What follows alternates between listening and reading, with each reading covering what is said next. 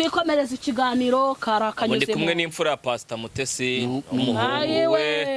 umuhungu musaza mushiki wa erega wowe nuvuga ngo uri umwana wa Pastor Mutesi ure tuba mushiki wanjye ngewe ntago ndi umwana ahubwo mpagaze mu kimbo cy'abagore bose Imana yagiye kuraho umwaku ikabahindura amateka n'amazina bande se yakuyeho umwakura Pastor Mutesi yamukuyeho umwaku imuha Fredina uremewe mugabo Fredina Pastor Mutesi ubaka reka bagucinege ngiye nkuri nyuma Mutesi aragira ati ibiganiro mu mukora sibyo ni wowe rero ariko ubundi Juste tuye tuvugisha ukuri ubushize narabivuze Mariro buretse gatoya koko waretse uburyarya kuri Pastor Mutesi Mariro wari wabona nongera kuvuga Pastor Mutesi nabi nge nago yabivuze vugisha ukuri tuguzanye ukuri jya mu kiganiro cyari cyo cyose jya mu kiganiro cya ibigano nka 20 cyangwa 30 nge simeruka kuvuga Mutesi nabi na uri gucinya inkoro cyangwa ufite icyo ugamije nge nta nkoro ndi gucinya byararangiye wavuye mu buryarya byararangiye nge navuye mu buryarya ko nabonye ibyo muvuga nanjye byambaho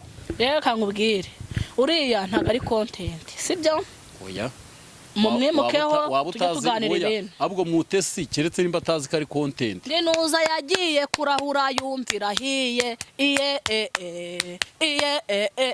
kandi igishya kandi ubyo tujye twivugira ibintu twikomereze ariko kuki udashaka uyu munsi umuntu kwinjiza kuri Pastor Mutesi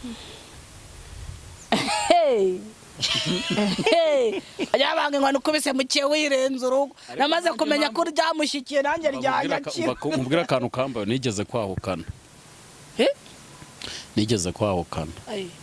njya kureka kuvuga kuri Mutesi narahukanye ngeze Nyabugogo mburi yonge ngiye kukubaza ikibazo kimwe umbwiza ukuri mu makomenti yose ari kujya yandikwa mu bantu cyangwa se ari kujya yohererezwa abantu biri kugenda bivuga ko hashobora kuzaba ingaruka yego ingaruka z'ibyo bamuvuzeho cyangwa bamukoreye ibyo bintu bishatse gusobanura ikintu ni umwuka w'Imana ni ibihano ni ibyo bintu bisobanurira kuko ngewe iriya comment nari kuyemeza ari uko Mutesi ari we wayanditse none yarangije kuyihakana ubwo nari kugira icyo nyitangaza ariko kuko yanditswe n'undi nahise mbitesha agaciro none ubu tuvuge ngo none se rutse nkubaze uvuga kuri Mutesi uvuze ko hari ubwo nyine wahukanye oya nge nahukanye ku bwanjye ruhande bitavuye kuri Pastor Mutesi none se urumva ahubwo hari aho ingo zicyubatse niba mushumba se yahukana yatubwiye ko nyine sinzi narahukanye muhe mwaka ndeka nejo oya ntago byabura hashize igihe kinini uremewe nibwo nahise menya yuko ibyo bintu tuvuga Mutesi byo kuvuga ngo yashatse abagabo benshi nese ubu ncanye sinashaka nawe wabashaka nawe kwiyamye nawe washaka abagabo benshi yabashaka none Mariro washaka abagabo benshi yabashaka none ubu ntago ndi kumwe nawe washaka abagabo benshi Mariro ntago ndi kumwe nawe umugabo se wicara iburyo reka ngusobanurire igihe cyose ukiri muri iyi si witegura ko ibintu byose byakugenda ubu nawe washaka abagabo 5 njyewe n'igihumba ahubwo none se nuzashatse banga Salomo w'umugore nese uri Salomo uri Mariro uri umugore rega umuganugana kariho umuganugana kariho nitwinjira muri Bibiliya tuzasanga haraho shoreke no gushoreka hori ngereka nkusubize kujya muri Bibiliya kankusubize ntago ari byiza ko umugabo yashaka abagore benshi sinabyiza ko umugore yashaka abagabo benshi ariko ari gihe biba ngombwa kandi iyo bibaye ngombwa abari nta yandi mahitamo kuki ari yihe mpamvu abantu biruga batera amabuye Pastor Mutesi Pastor Mutesi ndamukubwiraho inshuro 3 uburyo bwa mbere Pastor Mutesi ni izina twagiye tuvuga amaviews akaza dushobora no kumukereyera ibintu bitamubayeho bakamuteraho ibinyuma kugira ngo tukamuteraho ibinyuma kugira ngo tuze kwibona views ikindi cya kabiri Pastor Mutesi nyine uko gucuruza kwe kuko yabaye kuri social media kandi agakora ibintu bituma abantu bamukunda kuri social media ni bimwe mu bintu bishobora gutuma abantu tuza tukamuvugaho ariko ikindi cya gatatu nawe ni umukreator content ni wa muntu ukereye content kandi kazi kabyimbika banini we yiyicariye kuki se we yishiraho ikintu nk'icyo ngicyo aziko oya gukereya content yashobora kuyikerera nawe atabizi atazi ubundi iyo uri kugenda gutya nk'ubu twicaye ariko agaciro k'izina ryacu ntago tuba tukazi ubumva uri Marie Rose ugenda ariko hari umuntu wifuza guhura na Marie Rose uba wumva ari jisite ugenda uzabimenya umunsi uzajya nk'ahantu abantu bakakwirundiraho. Ejo byambayeho muri gare Nyabugogo abantu banyirundiyeho nka 30 abantu bari bari muri Nyabugogo murabizi ko bagukunda cyangwa uri bankunda Pastor Justin turagukunda n'abamiti bose bakajya baza ngo yerega nje nta kibazo cyanjye urumva nje abantu bashimishwa n'ukuntu nagiye nsaba imbabazi mu bihe byashize barambwiye ngo nabo bigiyeho umutima wo guca bugufi. Nkubwira nanjye akantu kambayeho nakoze ikiganiro na Claudine cyagiye muvuga iby'amazi oya by'amazi twavuze byari ibyi kandi waramubwiye ngo asige ngo yagiye mu bintu by'amazi ngo n'amanyashi nyine biriya yari yabigiyemo ariko yaje guhakana ko ntabyo azosubiramo sibyo si byarangiye njyewe umuntu yaranyihamagariye arambwira ati umugore wanjye anyohereje kino kiganiro arambwira ngo kirebe ngo arimo aransaba imbabazi twari tumaze imyaka 3 tutabana. None wa mubyeyi w'Imana igumugisha ndifuza guhura nawe n'umugore wanjye akambwira aho imitungo yose yagiye yayinshyikiriza tukongera tugasubirana. Nawe mwakoze ikiganiro cyo kubaka ingo ntago ahubwo twe turimo tuganira mubaza impamvu we antengushye njyewe nkaba nyine urana byararangiye sibyo nyine wowe ntawe utabizi ufite umugabo njyewe byose narabirangije humura so ufite umugabo se bintwaye iki se ariko uzi ko hari umumotari nabonye mufite karagiteri zimwe nawe yagiye ajya guterera ivi Sofia ya kamera yo ku muhanda none nawe numvishe ukora ibiganiro ngo warishingiye umuntu yishingira uwo mumotari yagiye aterera ivi kamera yo mu muhanda yihanira ururabo ariko umumotari buriya era kamera aramwandikiye amuririye amafaranga menshi ntukine hari igihe ubona umugore twikomereza hatu story twatugeze juste yikuyobya umugore n'umugabo byaje kurangira imitungo se umugore yerekanye cyangwa ngewe nyine ndahura nabo noneho urumva umugabo nyine yaranganirije yambwira uko imitungo yagiye uko ibintu byose byagiye arambwira ati nujuje imyaka 3 ntabana nawe ariko kuva na umudamu wanjye yambwiye ko agenda akurikirana buri kiganiro cyose ukoze arambwira ngo ibi biganiro nzabikurikirane aravuga ngo ngusabye imbabazi uwo mudamu ngo yamushatse ari umugore wabyaye urumva hari n'ukuntu badushaka twarabyaye twahagera tukibagirwa wa musonga w'ibyari biri kuturya aho mwavuye yego dutangira guhinduka we yatangiye kubona imitungo ngabona wa mugabo wamushatse n'iki ni umusaza hoyase ngenda ndabifitemo hano nanjye nzi umugore wanze kugendana n'umugabo ngo arashaje oya none se cyagihe aba kwanduruye warabyaye hari n'abagabo batagendana ngo n'ibigabo uvuze nabi ntago ari ukwandura have byihore kuko ntuba wandagaye babyita kwangura abamwanguye umugore yandagara ati bamwanika gute ceceka mbyivugire ninjye uzi igikomere cy'abagore nawe hari umuntu wakwanguye wisakuriza nyine ceceka mbivuge ariko cyo uvuga utanganga nk'umuntu ugiye kunera ikintu none ntuzi igikomere cyo kuba umugore yibana none se njyewe sinkizi sinzi igikomere cy'umugabo wibana urumva hasone ahubwo hari gatanya zaje ngo ziri prive zibera mu nzu gasanga umuntu afite icyumba rero ceceka aho mbyivugira nanjye ceceka aho mbyivugira ibyo bya prive ntabyo icyo gifite icyo reka mbe ndetse amvara byahereye avuga urukumva rata noneho umugabo aranganiriza mariro gira amahane hego none ndabyemeye ndagira ndamaze kandi njye niyo mpamvu ngira ngo nta bihanga bibiri bitekwa mu nkono ubwo rero nanjye sinakwemera nicyo kibazo nanjye sinakwemera wowe umeze nk'imodoka ya gitorosi nko kagira ngo ni uri mwiza kandi njye sinashaka umugore mwiza birakureba ubu mushakiye abandi ni wowe uzi ko ari umugore mwiza ubu mushakiye abandi ubu urigendesheje ubu mushakiye abandi mwana ukurusha ikofa kurusha n'umugore mwiza oya ufite ubwatsi burya ngo ni utwara inkwavu arewe Jesse nakwemera nagushaka nkagushyira umutima wamvamo niyo mpamvu nyine nuko ugenda ku isoko nka kugenda inyuma ari umugabo witwa Kamege ewe wenda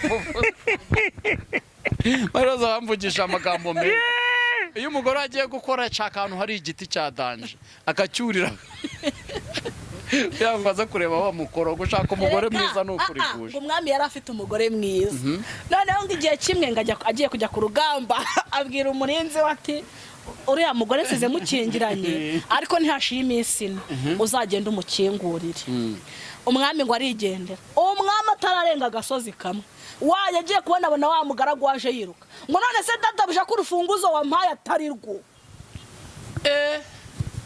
bakibwiye ko iminsi narwo kizajya gukingura, igikingura kijya kure hasi basanga bajya urufunguzo atararenga agasozi kamwe, agiye kumva yumva aravuze ngo none se databuja ko urufunguzo wampaye atari rwo, mbivugiye iki? Yego nje nangize ngo ugiye kumbwira ka gastori k'umuntu ngo watitiraga ngo jya utitira. Oya kara nago nkazi neza ngo gititira titizwaga ni uri mubi buriya bwari ubwoba, kandi uzacunge ikintu cyose ugiye kwiba ubutitiro bangu bantu babare ntibamfate. nawe rero ibaze kwigondera. Yego umugore wa muka Potifari, dutanga urugero rwa Bibiliya ko Bibiliya yadushanyizaga abagore beza, noneho ukahagwa umara kuhagwa urumva ugenda gake kugira ngo utasiga agahanga. Abantu muza ko kaganinda basuhuje, hanyuma rero ati jya ugira gute, jya utiti, ugira ute, utiti uhondagura Marirose none ngo gititira ngo unahondagura. uri mu yavuye mu kiganiro ndagiye. Yesu we, jya utitira uyikozaho wite mwami Imana. reka dukatire oya sharangi jya utiti. nari tubari ariko nakabayeho, nakantu kabayeho, ndumva nakantu kabayeho. Rero nanjye narimbi kubwiye ngo urumva umugore mwiza ubundi kumushaka none unakeri ni ikibazo. ariko rero ntabwo bisobanuye, reka ngusobanurire kano kantu. Abagore beza ubona benshi badasenya, ahubwo benshi nta nubwo bubatse. hawe ko twibaza ku kantu Justin, kuki abagore benshi bamugani amarika mu bibazo amariro ko wari umubyeyi. oya urabura kubibaza nge. Oya wese ndeko azuri umugore, nari ndakubaza nawe icyo abagabo, reka nibarize rata mise Justin wabaye umugore je, ariko ndabizi ikimara yakigeze. reka mwibarize atamariro, kuki abagore benshi cyase abakobwa benshi beza b'uburanga n'abagore benshi beza b'uburanga badakunze kubaka ingo zihamye zose zitazisenyuka? Birata ikimero. ntago birata ikimero, ahubwo bateshwa umutwe, bateshwa umutwe natwe abagabo. Umugabo wese umugore mwiza unyuze ararabye. Ntago ujya ubona udutikitoko umugore yatemberanye n'umugabo agatanyuraho umugore ufite yego nikakwemere ubanza unyumve. Yego hari n'igihe ushobora kurya indyo ntikuryohere. Yego kabiri inkweto itari yawe iraryana. Bishatse kuvuga ngo iki? Ngewe nabiboneye ku kintu kiri iwacu, aho tuzabona ingo zubatse neza, ariko nujya kugenzura mu buzima busanzwe usanga umugore ararara mu modoka, umugabo arayiraramo, abantu bari kurara mu tubari. Yego noneho abarokore kubera kwicwa n'idini cyangwa umugore akayiraramo, uretse bose barabiraramo. Ugasanga ikibazo gihari ni ukuba abantu batarakoze iki, bataranyuzwe. Bishatse kuvuga iki? Rero niba wubatse urugo rwa mbere kuri kote imwe, ushaka kuba atari umugambi w'Imana. Yego guteze ntubishaka nabyo ndabikubwira nyine wowe bimbwire. Erega twebwe hano tuba turi kuvuga, ariko tuba tubwira abadukurikiye dusharingamo ibitekerezo. Gute utashaka umugore umwe? Uvuga nta nama zibamo. Ngewe reka nkubwize ukuri, reka uyu munsi wa none noneho ngira inama. Oya dufitanye ikibazo wowe uri kumva rata ori impamvu urugo rumwe rwa mbere rushobora kwanga. Nta bihanga bibiri bitekwa mu nkono imwe.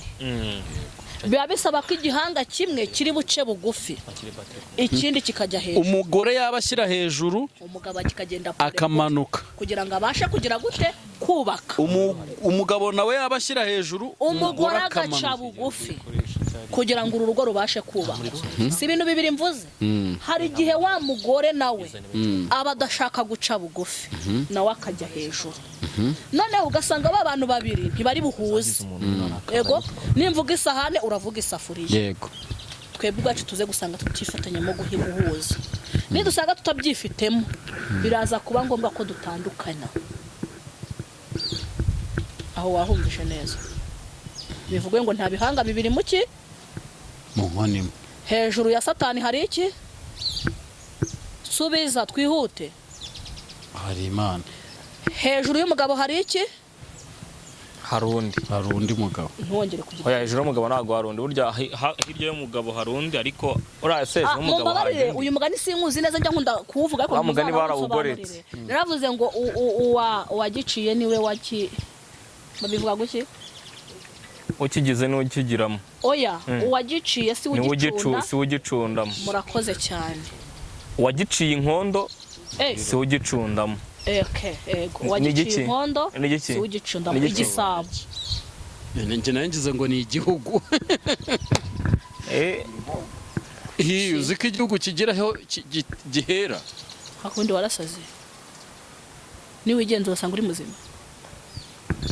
Tukomeza.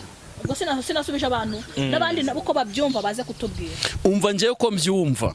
Ntago ndabizi neza ingo zijya. Urugero hari hakurya. Urugo ingo. Hoya hari hakurya rega sinawe wenyine. Abwo nuko waba ku mbuga nkoranyambaga. Oya erega abubatse siba bubatse ingo nyinshi. Ahubwo ikibazo nuko abo batamenye. Iyi nuko batamenyekanye. Nuko ikisambo yanyu tutarashira hanze. Mu mabanga ya. Mufite nyinshi. Ndabizi mu mabanga yanyu mufite benshi urumva. Nuko batamenyekanye. Ariko ngo harimo n'abapasiteri bamwe na bamwe. Mu mabanga yanyu. None se nyine yanyu nyine urumva. Mu mabanga yanyu nyine harimo none se sinzi wavuze ngo nguzi ngo kubona umugore ngo saa 3 ngo ahuye n'umugabo, saa 7 agahura n'umugabo, saa 9 z'ijoro agahura n'umugabo. Mu mabanga yanyu nyine uko bajya bacumuga ni ngufashwe niwe gisamba. Aho ndabyemera abatarafatwa benshi kandi bihishe muri shaho buri abatarafatwa urumva benshi n'umunyenga bavandi. Aha umva hori nkubwi umuririmbyi yaravuze ngo impanuka y'imodoka siyo manuka gusa no gupfuda afite Yesu iyo nayo ni impanuka. Ni wowe udafite Yesu nyine nje nta manuka mfite. wowe ugiye no gupfa. Nje umva nkubwira ikintu neretswe. Nderetswe no munyarogoto muvuganye mu minsi 2 itarashira. Umunsi uri kwa kangahe? Uno munsi uri kwa kabiri. Kwa kabiri. Bango kuwa kane mu masaha 11 z'umugoroba. Hari igitangaza cy'amafaranga kizaba cyageze mu ntoki zawe. Haleluya. We ntukine nje sinjye nkina mu by'Imana. Ariko naragenze ndabona. Harya ngo mu ruhu twaza ingutiya. Naha ndarigendesheje. Amen. Amen. Ariko Mariro ubundi morning ubundi umvishe ko ngenzi icyongereza ariko nawe warugize ngo baragututse.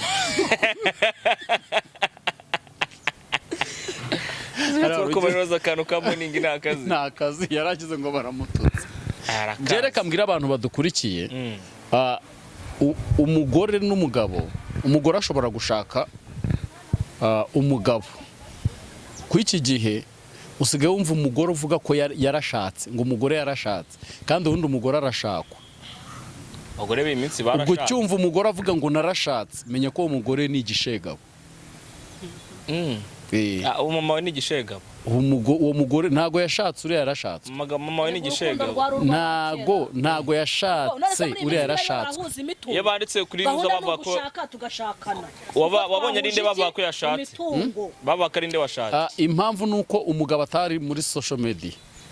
Niyo mpamvu twavuga ngo runaka yashatse. None kubera iki iyo umugore yabyaye bavuga ngo umugabo akaba ruvuga ngo nabyaye. Atamariro uyu munsi twabonye. None se nyine ubundi umugore arabyara. Nuko rero nayo mpamvu. Nese umugore arabyara. Nyine umugabo ni ubyara. Umugabo ni ubyara. None se ujya kubyirata nkanda ari igise cyariye. Igisese cyakurewe none se wakwita Afrique Saruto cyangwa atera pompage kugira ngo iyo nda yinjire. Wabaga uri kumufasha iki? Ntabaga uri kumubwira ngo. Iyo nabaga ndi kuririmba. Wabaga uri kumubwira ngo aho. Ukora inyuguti n'ibihekane n'ibindi bintu ngo aho n'izina rya Yesu iki urapfuye nabari ngibo kumbuye ze ninge wisanze ahantu cyari nabandi bahari. Hari umuntu nari umuntu igise cyari mari ewana akajya avuga ngo sinzagaruka sinzagaruka urwara rurerure kimennye inda. none se ikisi ubwo oya se nanjye ushatse kuvuga iki reka reka yakirimo ikibi yatanze umurozi gupfa reka nkubwire nubwo abantu bajya bakunda ibiganiro nakoranye nawe ariko nawe ukunda kumbwira utuntu tunshenya tujya tuvugisha ukuri tunsenyagura tukansenya kandi njyewe kubera iki mujye mubyumva nyine umuntu utari umuntu nyine amenya undi none si ikibazo kirihe iyo wamenye ko umuntu yapfuye uba warapfuye kera gapfa urwo upfuye n'ubundi ntiwari uriho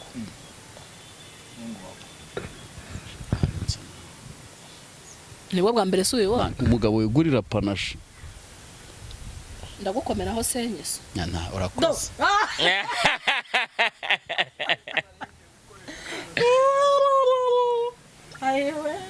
urakoze sha panache ntiri bumusindisha umuvandimwe yasinze kera rero yasinze ubwo yataga Yesu ntawe natashye uramufite nyabo kandi ikindi sinzanamuta ntiyandeka kuko ankunda nubwo ndi mubi anyishimira ubwo nduwe iteka aramfata mbona kandi kantu utaruzi urukundo rwanjye ruke ntirwamufata sinamukundira ubwanjye Yesu ni umfata musubizaho iki musubize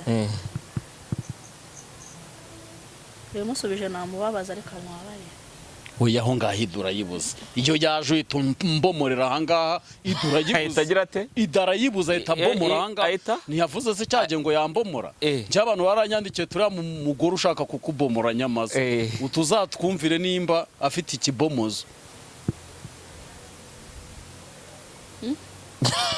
abantu barambaje ngo ko wavuze ngo uzambomora ngo nakubomora kandi Justin ikibomozo uragifite nimbona ngeze Siyoni hatsinduye umubiri isi na satani nkabona nsinzi ibigusha njye nkagera iwacu nzahimbaza Imana nturakoze ndahageze nzicara muganirire iby'uru rugendo ntinahuye na Parawoni Imana urandengera mu isoko ry'imbura mu maro mu isayo ry'agahinda gasaze gihanda bwihebe urakoze ndahageze gihanda bwihebe ndamucitse Mana we gihanda bwihebe ndamucitse ngeze iwawe gihanda bwihebe papa warakoze kumfata gihanda bwihebe niba hari ikintu kibabaza Mana nukubona byutse kwa maraya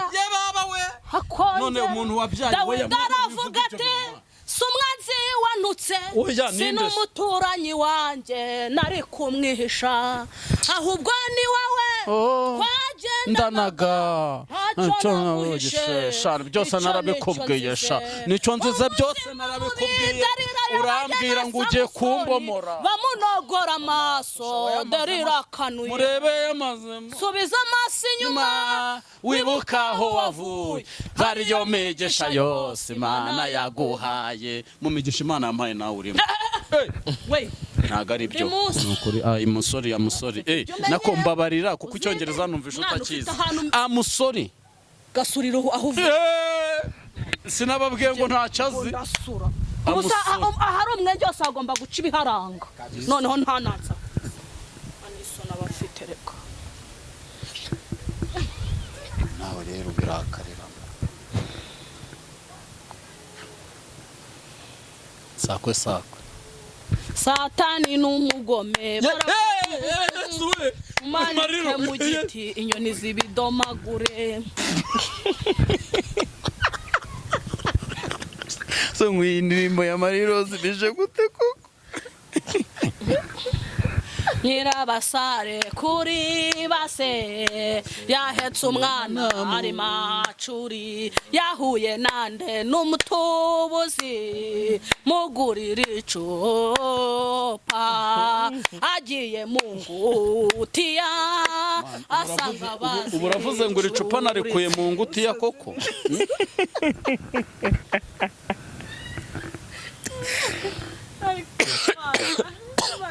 ubiri icupa narikuye mu ngutiya ufashe umwana wa Pastor Mutesi uramufata neza ubu Koko. icupa rikuye mu njye ngutiya nijye fura ya Pastor Mutesi uyu munsi oya uravuze ngo njyewe uyu munsi mpagaze mu cyimbo cy'uwitwa umugore Pastor Mutesi urumva ubu ngubu ubwo ubaye mama rero ubwo ubaye mama kuko ubwo ubaye mama reka nkubwire ntiwambyara ntambwiruka mama bure nyine ndakwiyamye ntambwiruka ariko mariro ko tuba tujya gukora ikiganiro umeze neza kuki iyo tugeze mu kiganiro hagati unyihinduka neza ubundi ugira ngo aho uruvu rugeze si ho rusa naho rugeze